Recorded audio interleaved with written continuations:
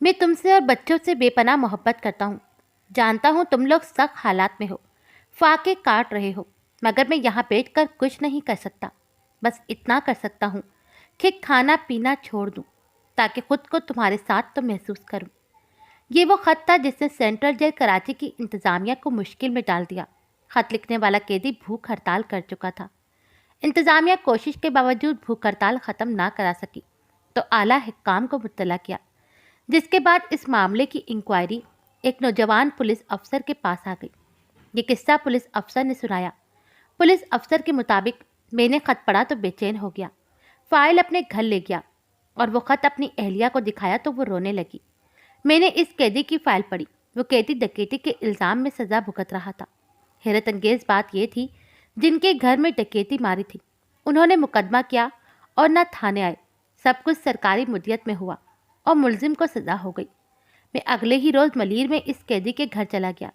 इसकी अहलिया और 3 बच्चे मलीर खोखरा पार में एक कमरे के टीन की छत वाले घर में रहते थे।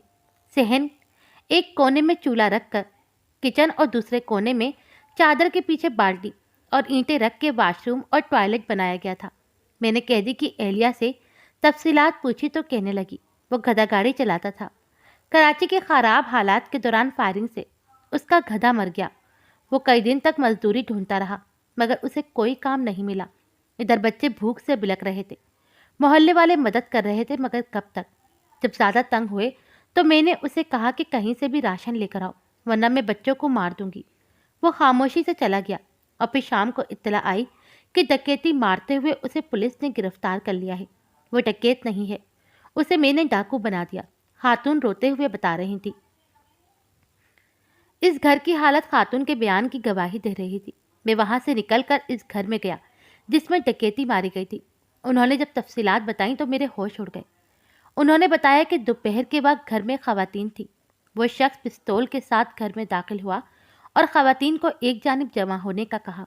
बुजुर्ग खातून खाना ने कहा कि किसी को कुछ मत कहना, जेवर और रकम इस अलमारी में है, वो ले लो। मगर उसने कहा मुझे रकम नहीं चाहिए, मैं बदतमीज़ी नहीं करना चाहता, इसीलिए शोर मत मचाना और मुझे सिर्फ ये बताएं कि किचन किस तरफ है। खातून खाना का कहना था कि उन्होंने हैरानी और परेशानी से उसे किचन बताया। वो शख्स किचन में गया, हमसे एक चादर ली और किचन में मौजूद राशन चादर में जमा करके रवाना हो गया। जाते हुए हमसे माजरत भी कर गया। खातून खाना ने कहा कि हम तो हैरान रह गए और खामोश एक दूसरे को देख रहे थे कि अचानक बाहर शोर हुआ। हमने पता किया तो मालूम हुआ किसी मोहल्ले वाले ने मशकूक हालत में चादर में सामान समेटे इसे घर से निकलते देखा तो शोर मचा दिया, जिस पर मोहल्ले वालों ने उसे पकड़कर तशद्दुद का निशाना बनाया और पुलिस के हवाले कर दिया। खातून खाना और इस घर के मर्दों का कहना था कि तरीका वारदात और सिर्फ राशन चोरी करने से हमें अंदाज़ा हो गया था कि वो शख्स ज़रूरतमंद है। इसीलिए हमने इस शख्स के खिलाफ थाने गए और न मुकदमा करवाया। मैंने मुतल्लका थाने के एसएचओ को बुलाया तो उसने बताया कि मोहल्ले वाले पकड़ कर लाए थे।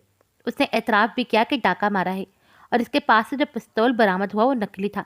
मुकदमा कराने कोई नहीं आया था, तो हमने सरकारी मुद्दत में मुकदमा अदालत में पेश किया और अदालत ने सज़ा दे दी।